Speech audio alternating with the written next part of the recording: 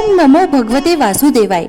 जेठ महीने के 20वें अध्याय में आज हम सुनते हैं 19वें अध्याय से आगे की कथा।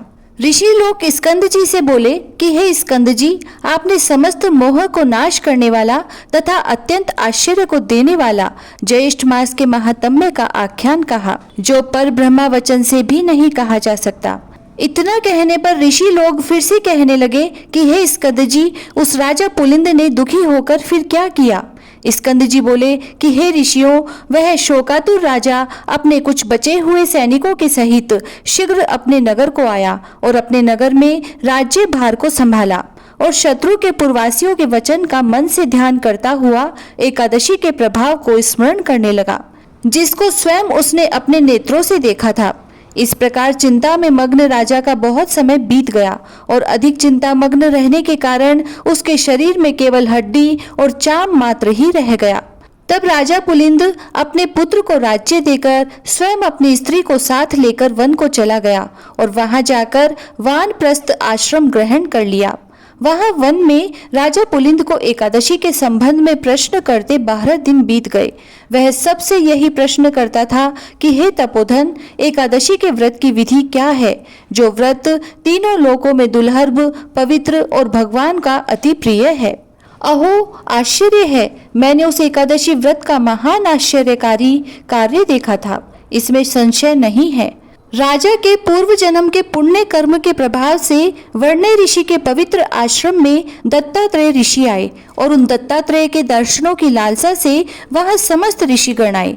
कुछ लोगों ने पूजन, स्तुति तथा विविध प्रकार की उनकी सेवा की। राजा पुलिंद भी दत्तात्रेय जी का आगमन सुनकर वहां भयभीत के समान ऋषि के पास जाकर बैठ गया। प्रधान ऋषियों के चले जाने पर राजा पुलिंद दत्तात्रेय जी के पास गया और दंडवत कर दूसरे विंध्याचल पर्वत की तरह पृथ्वी पर गिर गया। दत्तात्रेय जी राजा से बोले कि हे सौम्य, उठो उठो, तुम कौन हो और किस लिए यहाँ आए हो। तुम्हारे दुख का जो भी कारण है उसको तुम मुझसे कहो। दत्तात्रेय जी के वचनों को सुनकर अत्यंत दुखी होकर वह पुलिंद राजा नहीं उठा। तब उस राजा को दत्तात्रेय जी ने स्वयं अपने हाथ से उठाया। राजश्रेष्ठ पुलिंद ने उठकर दत्तात्रेय जी को अति सुंदर हृदय जानकर कहा कि हे जगतीतल, मैं विख्यात राजा पुलिंद हूँ। हे तात, थोड़े ही समय में पृथ्वी मंडल को जीतकर और गर्व में आकर मैं सेना सहित राजा प्राचान वर्ही के नगर को गया। वहां जाकर उस विष्णु भक्त राजा के नगर को पीड़ित करने पर कोई ग्रामवासी मेरे पास आया और मुझसे प्रार्थना करने लगा कि आज श्री हरि भगवान का पवित्र दिन है, आज और कल 2 दिन के लिए उस राजा के विषय में क्षमा करें, क्योंकि समस्त नगरवासी व्रत में लीन है। उस ग्रामवासी की वार्ता सुनकर मैंने गर्व में होकर क्रोध से उसके वचनों का अपमान किया। उसके वचन मेरी बुद्धि और मति को गर्व से न छुड़ा सके। इसके पश्चात सूर्यास्त के हो जाने पर असंख्य विष्णु दूत अनेक रूपों में वहां आकर युद्ध करने लगे। उन विष्णु दूतों ने समुद्र के समान मेरी समस्त सेना को भक्षण कर लिया। अपने प्राण मात्र रह जाने पर हम लोग भागकर अपने नगर में आए। उसी समय से मैंने राज्य, पुत्र, धन का त्याग कर तामसी व्रति का आश्रय लिया। अब आज आपके चरण कमलों का दर्शन करके मैं कृतकृत्य हो गया हूँ।